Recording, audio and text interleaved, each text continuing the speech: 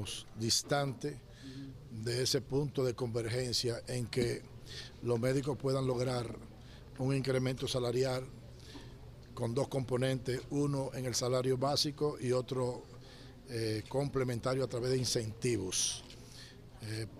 Precisamente ese es uno de los escollos que vamos a discutir mañana, y además el tema de el horario de trabajo de los médicos. Por lo demás, estamos prácticamente de acuerdo en todos los otros puntos. Los demás gremios que están en la mesa de discusión y de diálogo, pues han acogido en términos generales la propuesta que el gobierno ha hecho. Pero por la propuesta que usted ha dicho, dice el Colegio Médico que hay intención del gobierno de dividir el sector salud. No, ¿por qué? ¿Ha sido mejor para las enfermeras y los psicólogos que para los médicos? Bueno, lo que pasa es que se está tratando de buscar estimular más los salarios más deprimidos. Es decir, fíjense que los psicólogos, que son el personal profesional dentro de los recursos humanos, los que menos ganan, tienen una propuesta de un incremento de un 39%, las enfermeras un 35%, y lo que son odontólogos, bioanalistas, farmacéuticos, etcétera, entre un 27% a un 34%.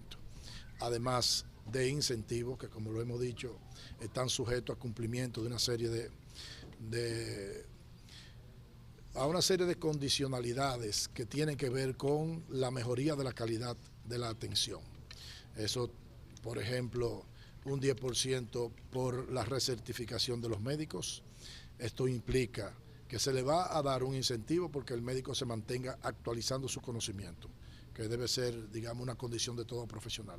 En segundo lugar, usted tiene un incentivo por buen desempeño. Eso implica cumplimiento de su horario, eso implica satisfacción del usuario, es decir, que se puedan hacer encuestas y que la gente diga, me chequeo con este médico y me siento muy feliz con él porque el médico me atiende de la mejor manera posible. Otro 10% de incentivo por distancia, un 10% si están en el primer nivel. De modo que con todos los incentivos más el incremento al salario base, estamos hablando de que el médico podía tener entre un 50 y un 60% de incremento salarial. Pero hay un componente que debe ganárselo. Doctor, hay hospitales aquí que hace falta de todo, según algunas denuncias. ¿El Ministerio de Salud Pública intervendrá esos hospitales? Bueno, ustedes saben que actualmente hay 56 hospitales que se están interviniendo para remodelar y remozar su infraestructura. Queremos hospitales que tengan condiciones de dar lo mejor desde el punto de vista de la infraestructura, desde el punto de vista de la tecnología y desde el punto de vista del recurso humano. El que ha estado en su casa remodelándolo con ella adentro, entonces se da cuenta las dificultades que se producen, tanto para en este caso los pacientes, como para el recurso humano que trabaja. Es decir, el que quiere moño bonito tiene que aguantar jalón. Estamos en ese periodo que se generan muchas dificultades, pero que al final de unos meses, pues, ustedes van a ver la diferencia. El hospital, sobre todo, el hospital, por ejemplo, Cabral Ibáez, va a estar terminado totalmente antes de que termine el año. Totalmente. Antes de que termine el año va a estar el hospital José María Cabral Ibáez. En cuanto a ese tema, todavía la salud mental pareciera que es tema olvidado por el sector. La salud mental es uno de los temas priorizados. Actualmente hay en el sistema de salud 5 unidades de intervención en crisis. El propio Hospital Cabral Ibáez va a tener una de las más modernas unidades de atención de las personas con trastornos mentales que pueda tener la República Dominicana. La más amplia, diría yo, que de por sí tenía una, pero se está remozando toda esa parte. Y en cuanto a los médicos del Hospital de Bellavista, se han quejado de que pacientes están desde las 6 de la mañana y a las 12 del mediodía todavía no han llegado los médicos a atenderlos. Entonces no son los médicos los que se están quejando, son los pacientes. ¿Y entonces cuál salida? Bueno, precisamente todo lo que estamos hablando es que los hospitales que nosotros llamamos periféricos y que deben ser una especie de muro de contención para los hospitales complejos como el Cabral Ibáez, tienen que tener mejor desempeño, mejor capacidad resolutiva.